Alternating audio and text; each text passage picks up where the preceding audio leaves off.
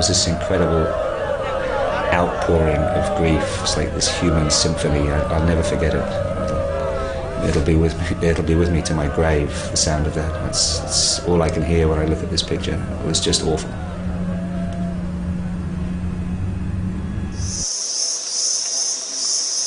In early 2003, photojournalist Philip Blenkinsop made a tragic discovery in the middle of the jungle, stumbling upon the CIA's long-abandoned secret army in the Xaizambun Special Zone of Laos. We were the first white faces that these people had seen since they were abandoned by the Americans. They thought that those days of living in fear and being on the run had finished. 12,000 veteran fighters. Their women and children had been clashing with Laotian communist troops for the last 30 years. Now, they want out.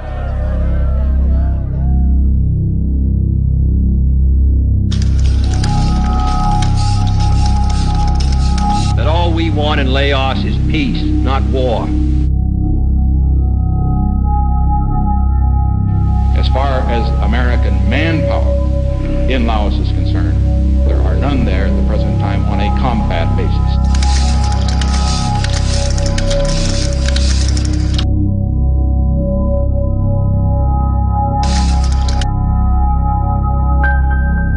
Laos is the most intensely bombed country in the history of air war.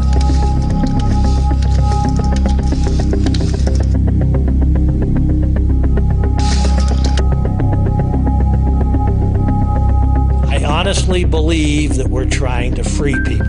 We came from the sky and destroyed everything they owned, everything they loved, everything they held dear.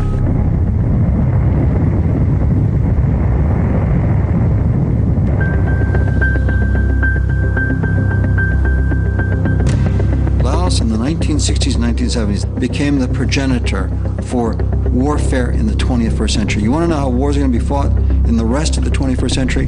Look back at Laos.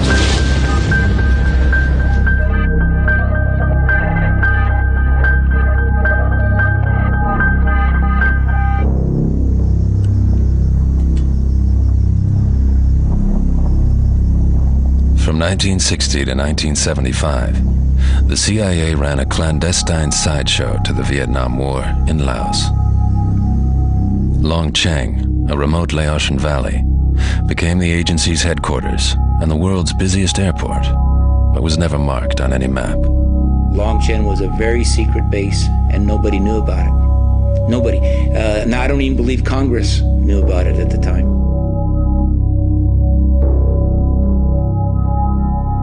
More than 400 flights a day took off from Long Cheng, and the secret war grew into the largest operation in CIA history.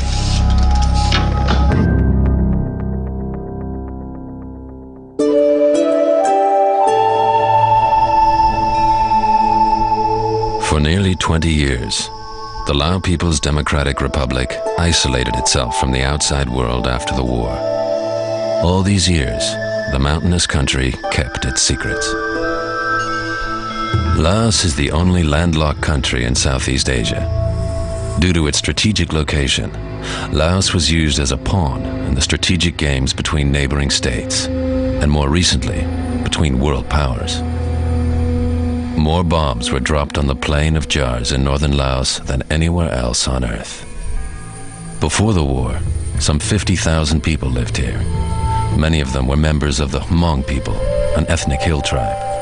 According to ancient local legend, these jars were created by a race of giants who used them to brew rice wine for the celebration of an arduous but victorious battle.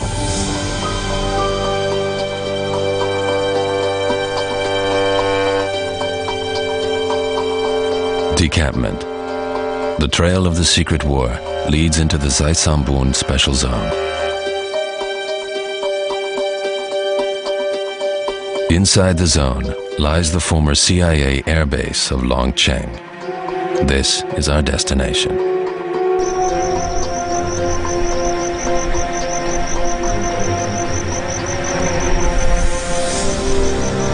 We head now to Xaizambun, the special zone. Why they call special zone? Because it means like the government have to take care special because they have problems.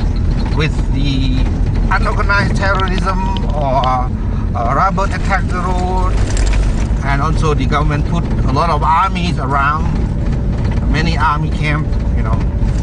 I don't know them, but I know their boss. Susat Petrasi is a well-connected man and will take us into Longcheng. No outsiders have managed to reach the secret base since the end of the war in 1975. We passed the checkpoint unsearched.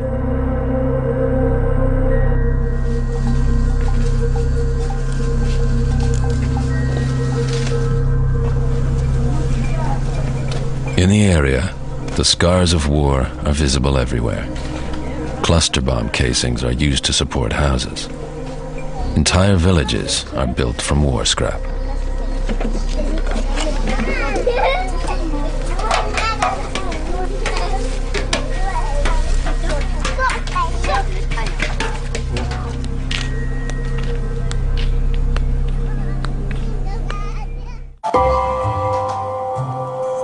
Now you're a famous guy. Soon you'll be on the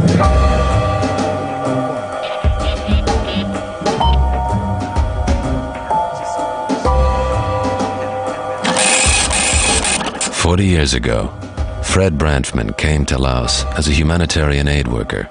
Today, he returns to the place that changed his life forever, Tat Luang Pagoda. When I pulled up to the pagoda, I would say I was just a kind of careless adventurer. No particular goal in life. I went into that pagoda, I talked to those people, and 1 hour later, I was a completely different person than the fellow who had entered the pagoda.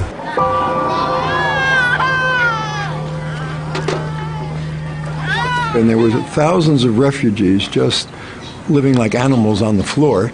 And I walked up to the first one and we started talking, and he mentioned that he'd been bombed. I wouldn't have even thought to ask him. And I remember that I was in complete shock. Oh my God, I never heard of this, and I'm living in Laos. And I realized that no one else outside of Laos had heard of this. There had been secret bombing going on for 5 years that had killed thousands of people, driven whole populations under the ground, and no one even knew about it.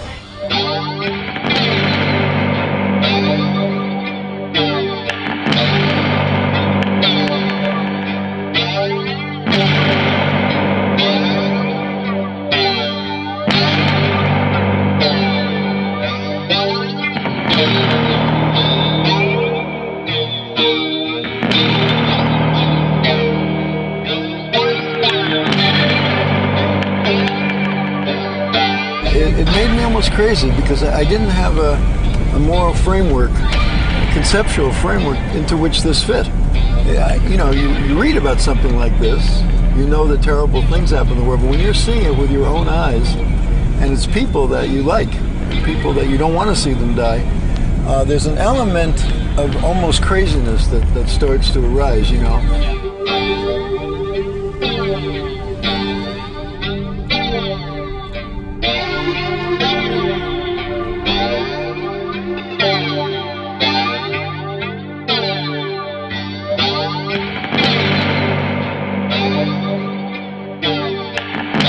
This is the only eyewitness account of the massacres, the mass murder of civilians that occurred on the plain of jars as a result of the air war. Without these drawings, there would be no record other than, of course, the testimony of the people. But it's these drawings and the essays they wrote to accompany them that tells us what it was like to live under an air war, what it was like to see your beloved grandmother burned alive before your eyes. The stories of the refugees touched a nerve in Branfman, and he wanted to learn more about the secret bombing campaign.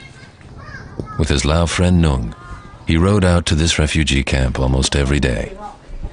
30 years later, the camp has turned into a village, and most of the former refugees still live here.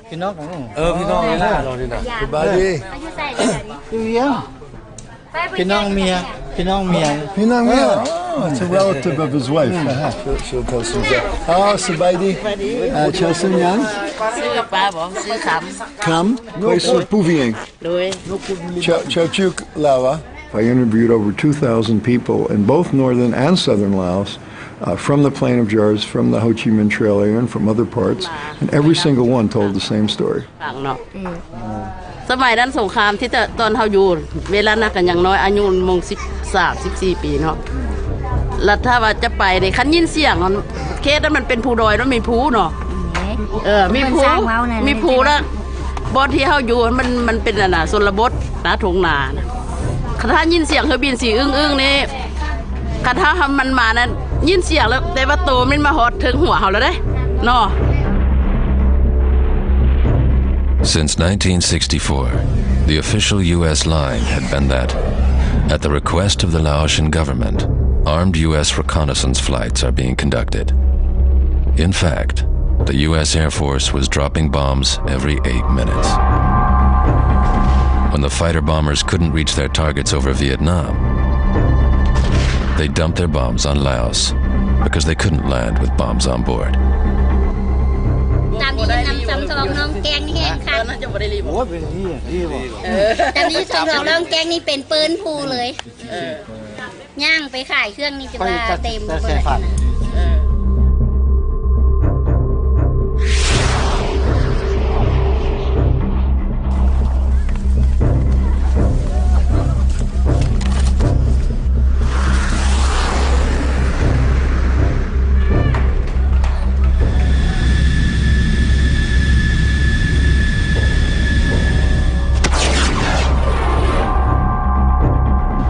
ยินเสียงแล้วพอดีมอบอยู่มีแต่ควันนะมีแต่ควันกับลูกขี้ดินนี่นะขึ้นมาผู้ที่บทันเข้าขุมมันก็เป็นขี้ดินทันตีหน้านะสะเก็ตทึกแล้วคนก็ขาหักแล้วคนก็จักทึกบนใดผู้จักมีแต่นอนฟูมเลือดซื่อๆเขาก็โตเหตุมันเนาะแล่นนะยานกับผู้จักก็ทึกแบบใดก็เห็นบางคนก็ตายย้อนแบบดินทึกก็มีท่มเลยก็มีดินทันตีตีอย่างไปก็หน้าหันซ้ำเมื่อIn the cave of Tampu, the entire population of a village was killed by a missile. 473 men, women, and children perished.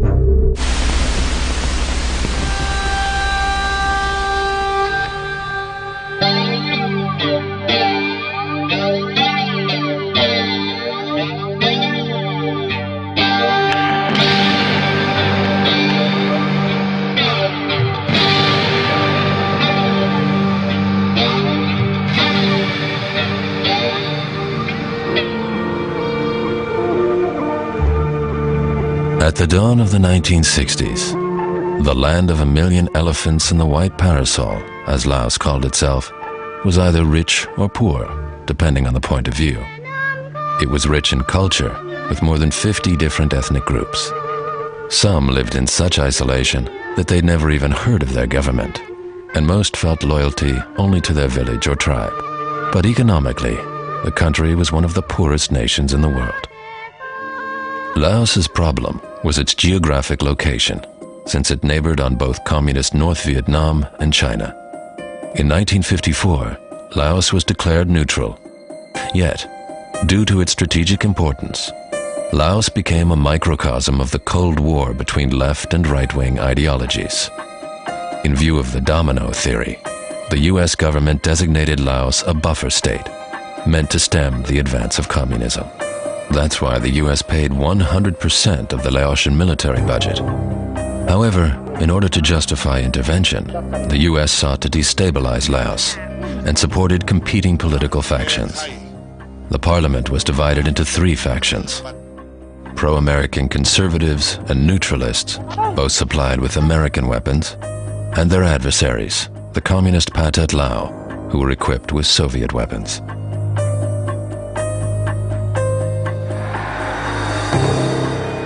Officially, the U.S. State Department supported the neutralist Prime Minister Suvarnabhumi, while the CIA was covertly supplying a conservative general with weapons.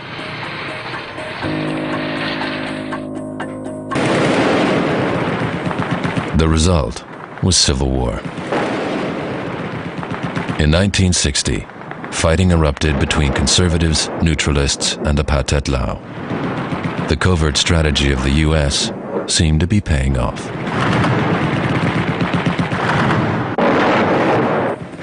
The security of all Southeast Asia will be endangered if Laos loses its neutral independence. Its own safety runs with the safety of us all, in real neutrality, observed by all. Publicly, Kennedy agreed with Khrushchev that Laos should not become a theater of war. In Geneva, Laos was declared neutral once again. In 1962, a coalition government of all three political parties was formed, and the U.S. withdrew its military advisors.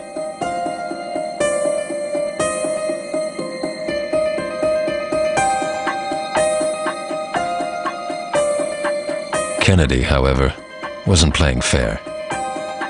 With the help of a falsified map, he played up the communist threat, marked red.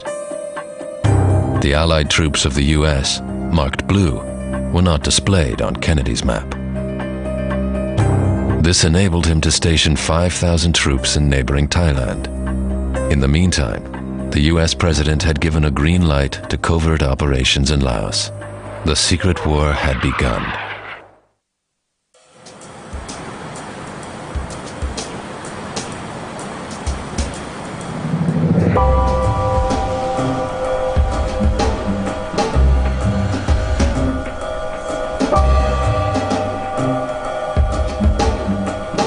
At the American Enterprise Institute, a Republican think tank, we meet James Lilly. Lilly was U.S. ambassador to China and South Korea and started his career with the CIA in Laos. I was a senior at Yale University in New Haven, Connecticut, and I was approached by a professor, taken to his office, which was a very fine paneled office, and it was lights were low and bookshelves and pipe smoking, tweed. Oh, goddamn! Hello? Yeah. He said you had a background in Russian studies, and that's our major concentration. You've been an athlete, a captain of a team, which shows that you have some leadership. You've been in the Air Force Reserve Officers Training Program, which shows that you are interested in military affairs. You were born in China. You're the kind of guy that CIA wants. Vint Lawrence was also recruited by the CIA directly out of college. They snuck the 22-year-old into Laos in 1962, just as the Americans were officially in the process of pulling out. My first impression was that I was extremely lucky. It was exotic. It was all that a young man who had some cloudy images of what the Far East was like should be. It was hot. The women were beautiful. You know, I thought I'd died and gone to heaven.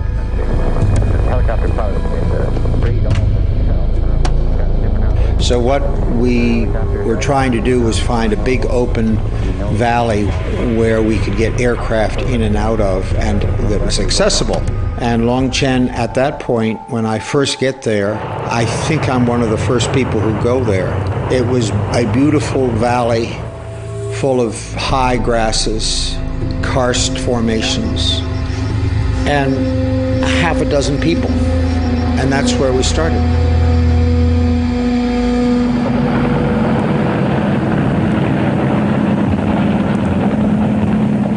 And they finally found these hill people, Hmong, that disliked the Vietnamese intensely, that lived in the hills.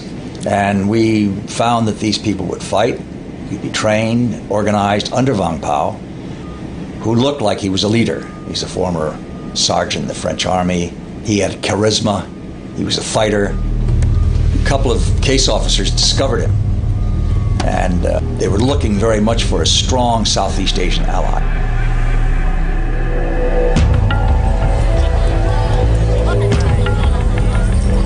I'll never forget the first time I met VP. They were dragging a defector down toward him. As he walked by, he just pulled out his gun, blew the guy's head off, and kept on walking.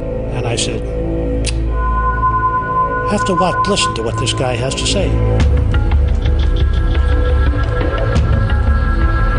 the Americans were tolerant of Vang Pao's brutal methods. They needed an ally. Today, Vang Pao is the Hmong leader of 250,000 expatriates living in the USA. His followers affectionately call him the General.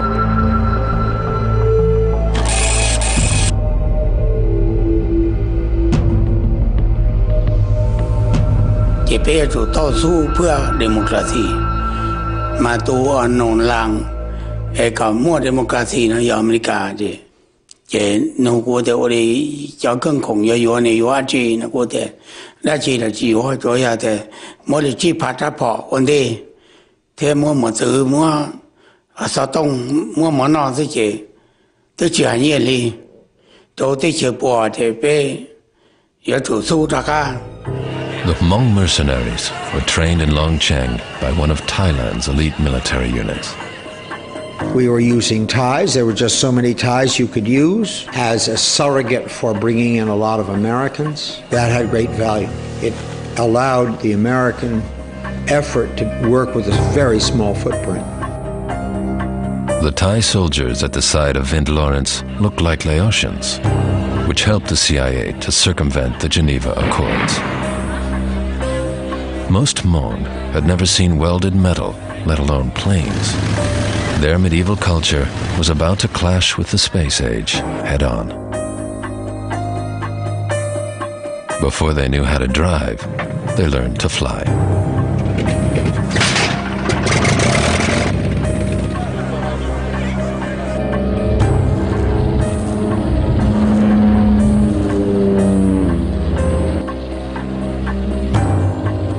At that point, we were still on the right side of the angels. I thought we were doing the right thing with the right people in the right place. After just a few weeks of training, General Vang Pao and his Hmong soldiers set off to drive the Pathet Lao off the plain of Jars.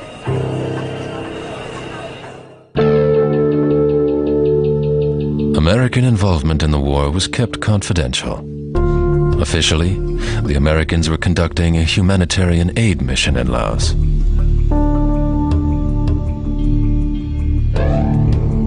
Headquarters of the aid mission was a village called Samtong. Here, US Aid had built a hospital that was featured in many media reports. The seriously sick and wounded come to Samtong, the Sansuk Hospital. It replaced the old dispensary, which had bamboo walls and a dirt floor. There are 100 beds and often twice that many patients.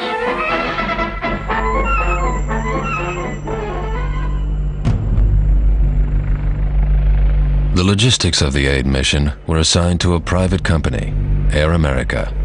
The pilots were Americans. Originally, we were led to believe that we would be hauling rice and things for USAID, which we did. We had 2 or 3 different customers, and we were told, depending upon where you're sent, they would tell you which customer you would be working for. It didn't take a mental giant, though, after you were there about a week to figure out that this wasn't just hauling refugees.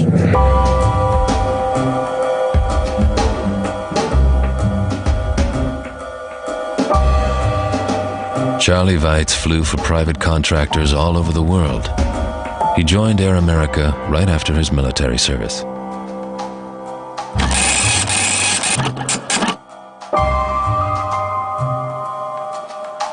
You know, when I was 24, 25, I was looking for adventure. Here I was, a Marine, a pilot, you know, and that was before Vietnam started. And I said, you know, I want to do something with this. I'm tired of the war games. I mean, let's get into it real. And we did.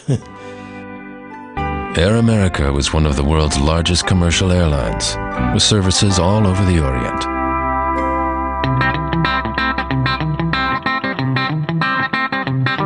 For USAID's Civic Action Program, hundreds of landing strips, so-called Lima sites, were carved out of the mountain.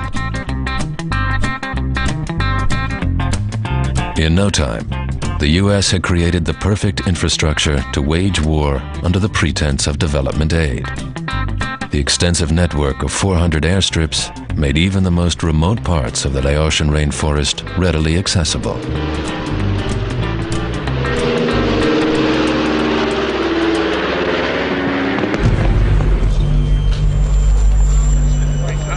I'm not too sure, quite frankly, in the early days, just who actually knew the whole picture.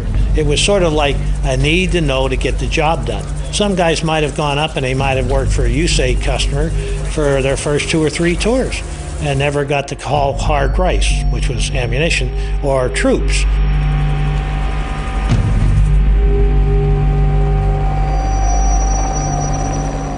Only at the end of the war did it become apparent that the CIA actually owned the airline. And it was the CIA that really ran this entire operation. Their field agents had the relations with the Hmong elders. They'd worked out the arrangement with Vang Pao. It was their airline, Air America, that owned most of the Agile aircraft flying in the mountains, bringing in supplies, extracting recruits for about a 30,000-man militia, a 30,000-man secret army. It was actually called the Armée Clandestine.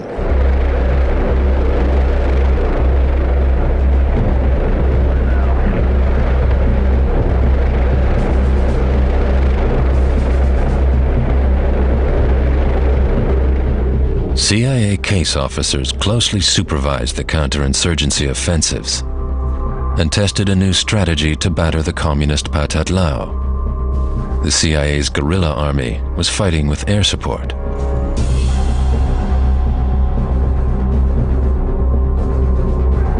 Bombers piloted by Hmong soldiers were called in from Longchang. Not only is this a new way of fighting a war and using air power in a way that's never been used before in human history to take and hold ground almost independent of any ground force.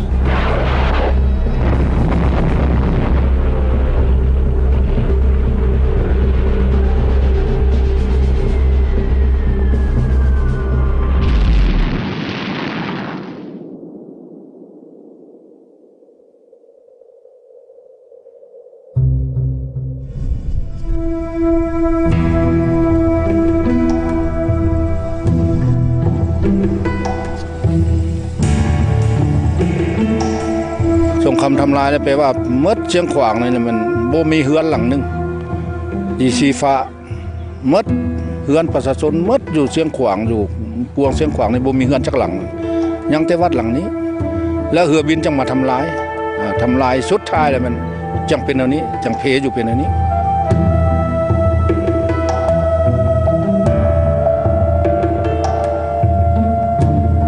The American government was willing to spend hundreds of millions of dollars to bomb innocent people and almost nothing to make amends for what they had done, perhaps to pay the survivors some money, reparations, as it happened after World War II, perhaps even to clean up the ordnance we left behind. All those thousands and thousands of bombs that are still keeping people today. The United States hasn't cared. The people who suffered these things had to pay for it their whole lifetime.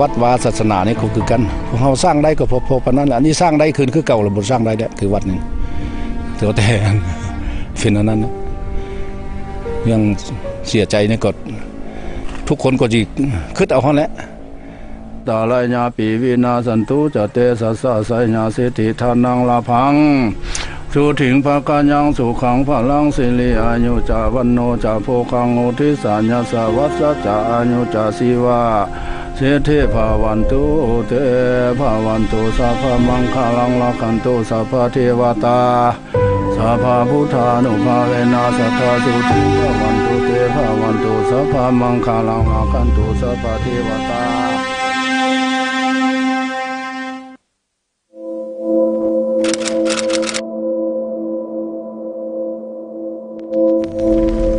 If you heard about Longchang, it's like you heard about evil names. The CIA, compound bomb, planes, Vang Pao.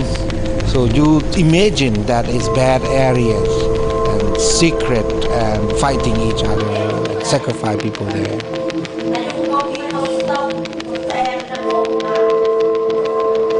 Sai Sambun is the provincial capital of the military zone. No outsiders are allowed here. Government soldiers patrol the area. Nobody wants to talk on camera about the conflict with the remaining Hmong resistance forces.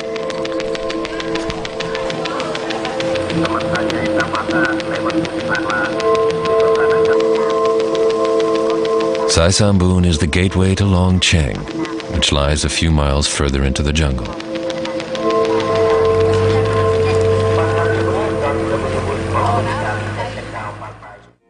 Vientiane, the capital of Laos, was nowhere near the battlefields, but America's influence on the country's politics became more and more evident.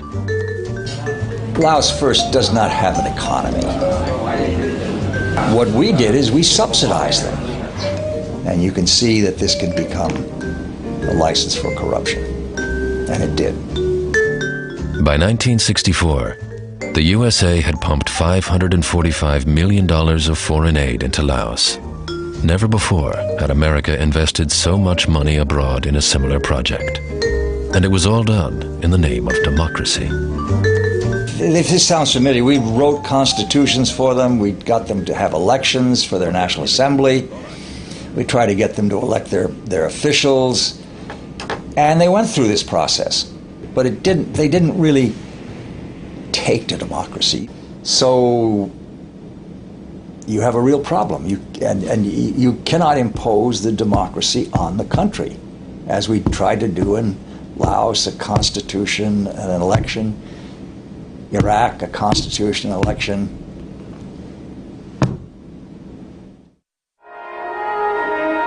In 1964, 4 years into the CIA's secret military efforts in Laos, President Lyndon Johnson used fake intelligence to order military attacks against North Vietnam. Against United States ships on the high seas in the Gulf of Tonkin have today required me to order the military forces of the United States to take action in reply.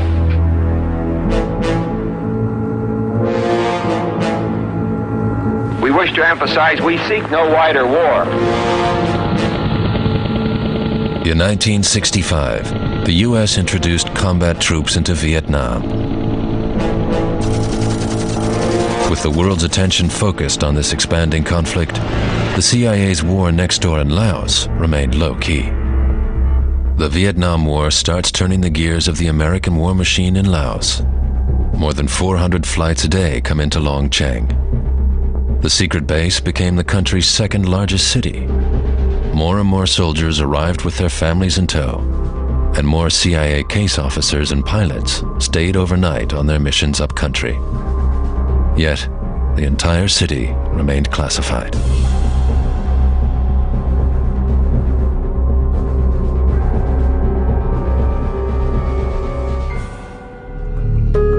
Long Cheng was given the code name Lima Site 20 Alternate, seemingly an auxiliary landing strip to Sam Tong. Outsiders were to assume that the site was reserved for emergency landings. This meant that the CIA, away from the public gaze, had a free hand, and the secret agents in Long Cheng could go about their business undisturbed. It attracted odd people, wonderful odd people. So there was a mystique about it. The atmosphere surrounding the secret war was bizarre. In Laos, nothing was as it seemed. Secret agents and a private airline were fighting a covert war with a hill tribe army that did not officially exist. Laos's neutrality had become a farce. Men like Air America's country manager Dave Hickler were living it up in Laos.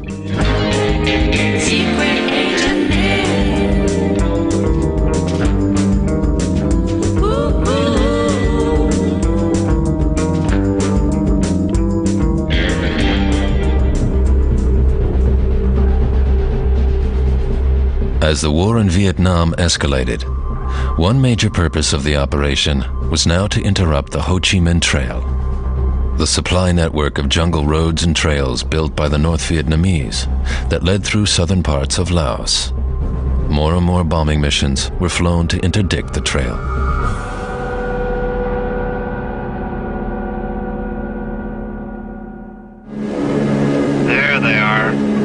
Am I cleared to fire? Right on. That's both of those. Yeah. Hey! Look at that thing throw pieces off. What a burner. That's a large explosion. Yeah, let's see if we can find some more trucks here instead of watching fireworks. Despite sustained attacks, the traffic on the trail never slowed. As the war in Vietnam developed, Laos became an absolutely critical battleground, particularly that 100-mile stretch between Sam Nua, the Plain of Jars, and Vientiane. That little tiny bit of territory was absolutely strategic, critical if the United States were going to have a chance to win the Vietnam War. South of the Plain of Jars, the CIA's army in Long Cheng blocked the communists from advancing towards the capital city of Vientiane. The front kept shifting back and forth, and 4 years into the war, no one had made headway.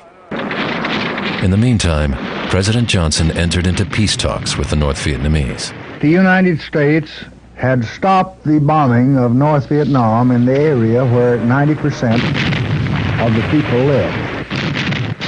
After President Johnson stopped bombing North Vietnam in May 1968, the air war over Laos escalated to new levels. The Americans sent ever more bombers, and the North Vietnamese provided additional support to the Pathet Lao.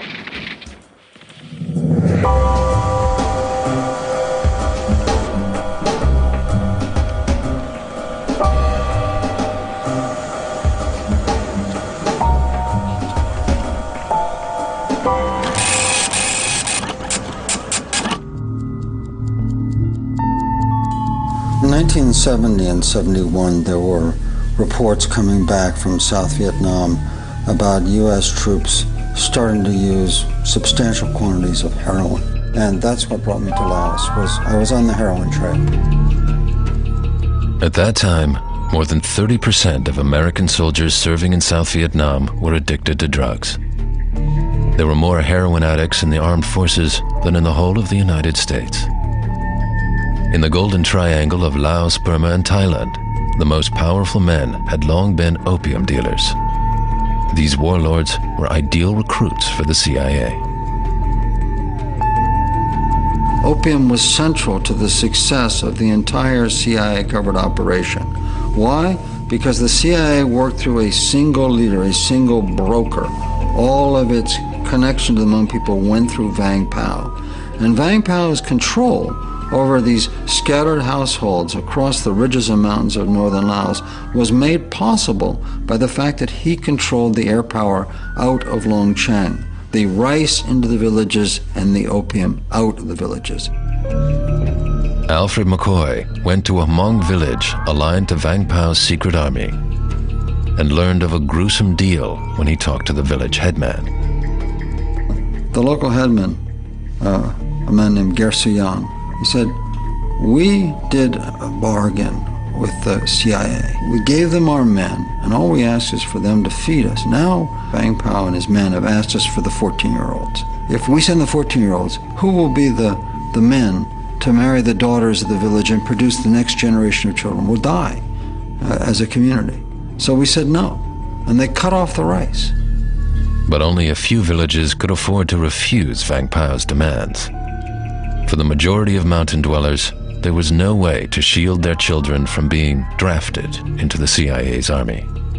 As a result, there weren't enough people left to farm rice. Opium emerged as the only viable source of income.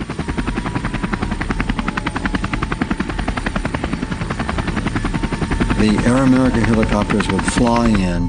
Hmong officers, lieutenants and captains in the CIA secret army would get off, pay them cash for the opium, load the opium in the helicopters, and it would fly off in the direction of Long Cheng. I'm sure it happened. I mean, nobody denies the possibility, but that wasn't what we did. There were certain alliances made in certain areas that within Laos, you would move this guy's marijuana from here to there, but that was as far as it went with us, and that was condoned, I would say. After he'd learned about the secret bombing campaign, Fred Branfman became obsessed with trying to stop it. He started to work with journalists to expose U.S. atrocities committed in Laos.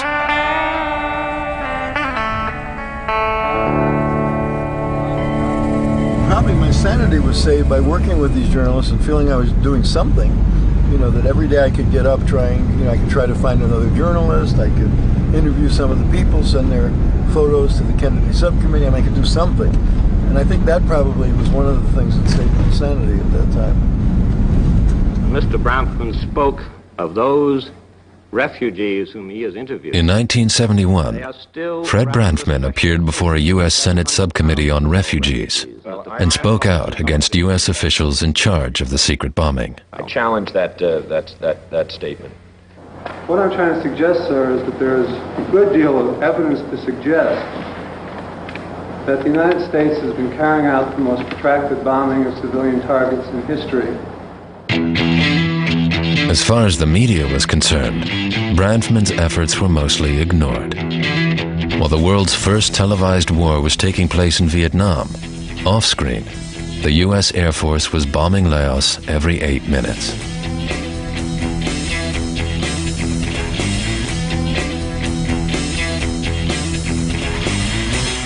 As the veterans returned home, the conflict spilled onto American streets, and the tide of public opinion was turned against the Vietnam War.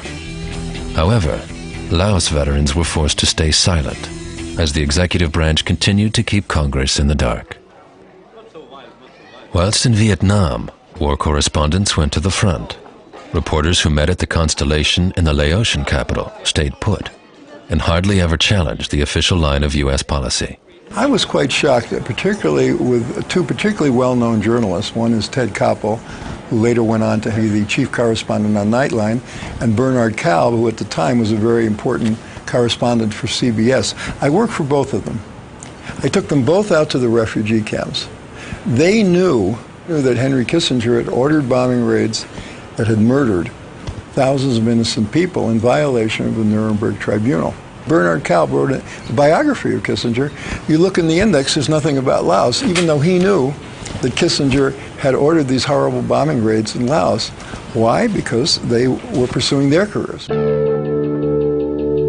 It wasn't until 1971 that 3 journalists finally made it to Long Cheng and uncovered the secret base.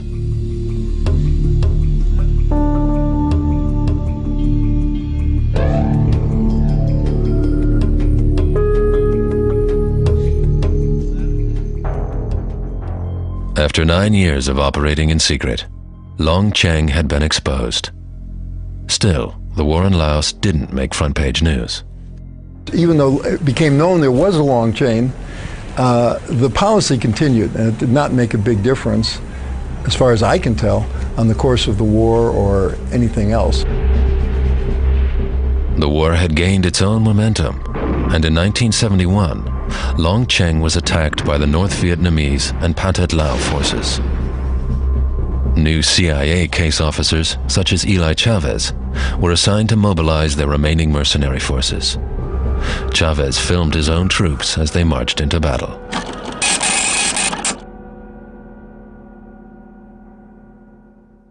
I sent them out, and we received a lot of casualties within 5 to 10 minutes. We lost 40 men at that time, killed and wounded. And so there was an anger from the Lao commander, and he says, "You Americans like to fight the war 25 meters away."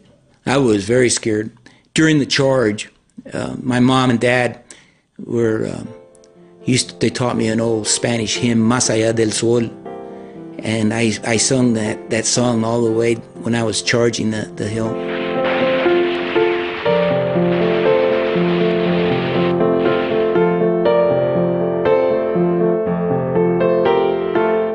During the take-back of Skyline Ridge, we lost 900 people, killed, missing in action, and also wounded in action.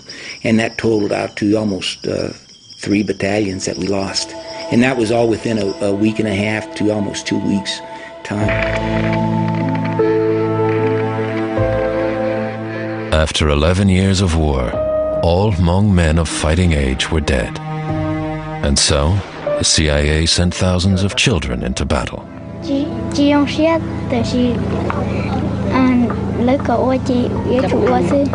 see, not enjoying because he want to study, he want to know more, but the pressure push him to do soldier. By now, after years of bombing, the Plain of Jars had ceased to exist. But the biggest bombing in history was yet to come. And what the Plain of Jars and what it's a symbol of is how those people on the vague frontiers, those people in the third world, those people we never see and never know about and never hear, can be vaporized, wiped off the face of the earth without people back here even knowing about it.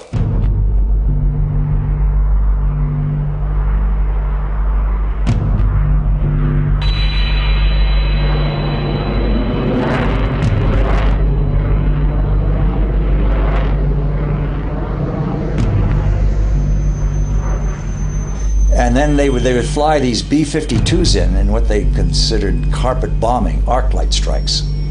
The B-52 strikes are 1 kilometer wide and 3 kilometers long.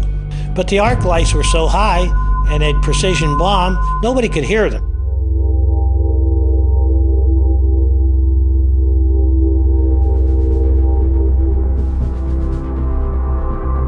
What had started as an air-supported guerrilla war had escalated into an all-out air war. Although the B-52 proved to be the wrong weapon to attack soldiers in the jungle, the war machine continued inexorably. For a period of 9 years, the U.S. Air Force conducted airstrikes every 8 minutes. Any sign of life in enemy area is considered military targets. When it gets down to people in Laos, whatever move was shot at, was bombed, was naped.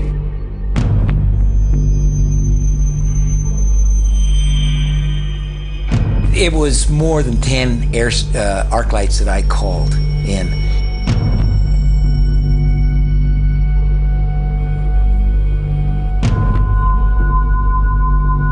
I was sitting on the TACAN pad looking into the valley, and suddenly the whole valley just exploded.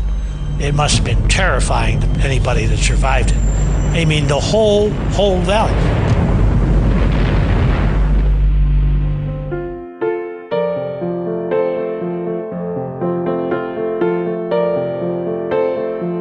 And I want to credit the agency, I want to credit all the case officers and the staffs, everybody.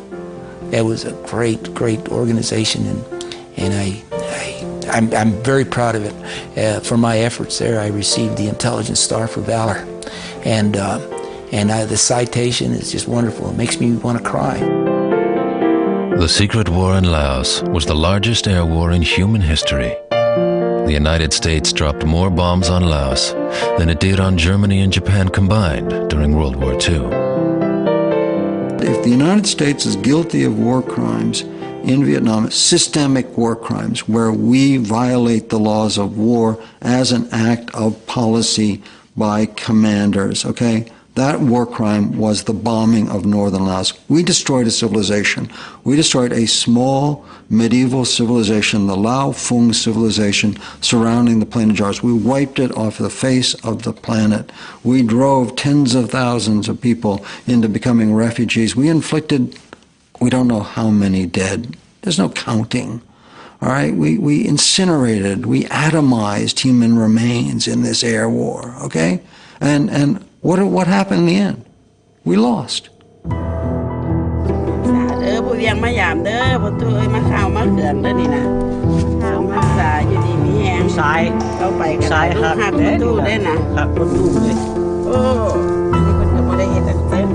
I've never done this with my own parents. It's heavy. We're speaking for them.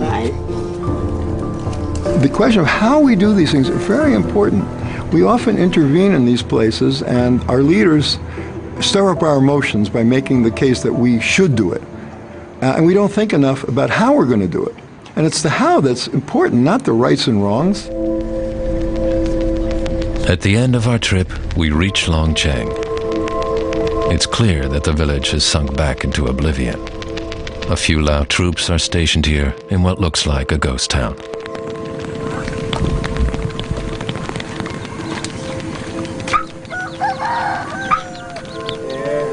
In the next future, we will have a new road access to Siang Kwang province. It also means that we open Longcheng accesses, which is tourism attraction in the next future.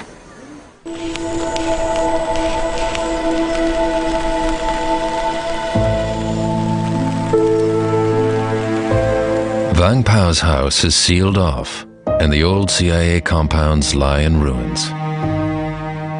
From here, the American vision of a free world brought only death and destruction.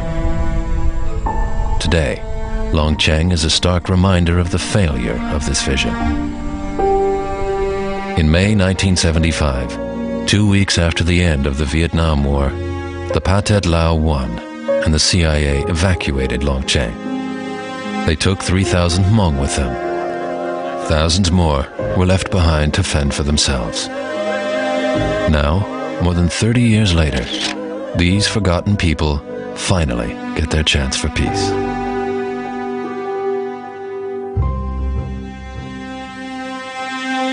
Why is your son in Iraq? I've asked him that before. Who? I asked my son, why are you going? I owed lots of people, Daddy, a lot of money. And I can pay my bills that way. That's what he's doing. That's basically what I did.